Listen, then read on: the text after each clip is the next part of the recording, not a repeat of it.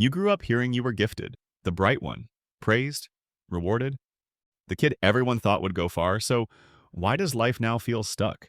Why is it hard to find motivation, start things, and truly connect with people?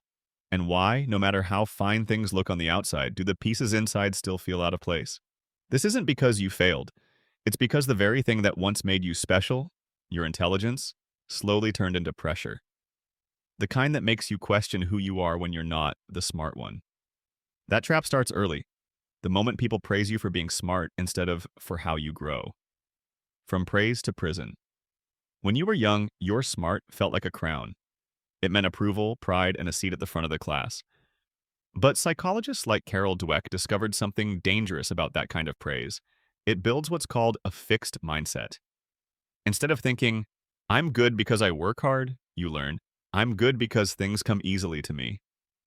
So every time you got praised for getting an A without studying or solving a problem in seconds, you were rewarded not for hard work, but for effortless success.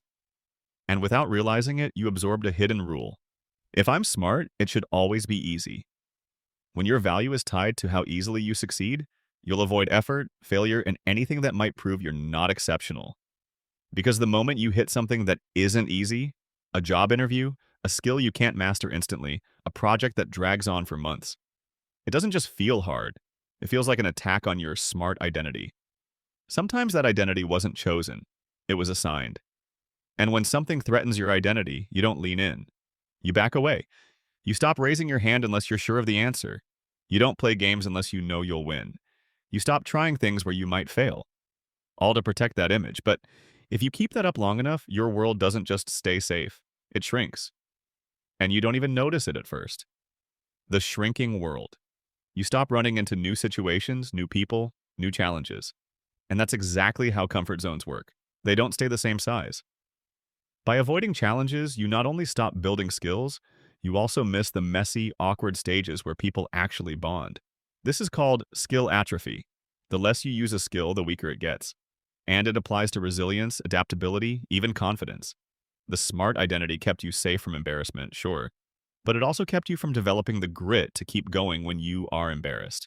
And while other people were out failing, laughing, learning, you were keeping your record spotless. Eventually, the regrets pile up from things you wanted to try but didn't, simply because you weren't sure you'd be great. And those aren't just activities you skipped. They're moments you skipped with people. Without them, connection turns into observation. Connection without connection. When you're the smart kid, you often become an observer. You understand people. You can read the room. You might even know what someone's feeling before they say it. That's cognitive empathy, understanding emotions intellectually. But here's the catch. You can know without ever truly feeling with someone. And when you rely on logic instead of vulnerability, socializing turns into a performance.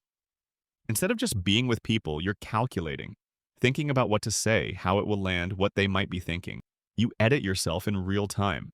So you start avoiding it. And when you do socialize, you stick to safe topics, familiar people, predictable settings, but loneliness doesn't go away just because you avoid the risk of connection. In fact, it gets sharper. The wall and the mask. When connection hurts, the ego builds a wall. This wall often sounds like, I'm just different from most people. I don't relate because I think more deeply than they do. It's not arrogance because you truly believe you're superior. It's arrogance as self-protection. If you tell yourself you're above everyone, you don't have to admit you feel left out. But sometimes, that mask changes shape. You don't feel above, you feel beneath everyone. Praise feels undeserved, so you avoid it altogether. And that swings you between pride and self-loathing, an exhausting emotional roller coaster. Either way, the result is the same. You stop reaching. Psychologists call this a self-serving bias. It shields you from pain, but also blocks what you need most. Because connection requires humility. And if you've built your whole identity on being untouchable, that can feel impossible. So if being smart isn't the foundation for a fulfilling life, what is? Rebuilding without the smart identity. The first step is non-negotiable. You have to let go of being the smart one as your core identity. Not because intelligence is bad, but because tying your worth to it keeps you fragile. Instead, build what I call a growth identity. That means doing things you're bad at, on purpose. Signing up for the dance class, starting the language you'll butcher for months. Because every time you show up anyway, you're telling your brain, I'm more than my image. Psychologist Kristen Neff calls this self-compassion, treating yourself like you'd treat a friend who's learning something new. And here's the twist. When you show up imperfect, you connect more deeply. You're the human in the room, and humans bond over shared messiness, not shared perfection. Your intelligence got you here, but it's your courage to be human that will take you further. The real win isn't being the smartest person in the room. It's showing up even when you feel lost or messy.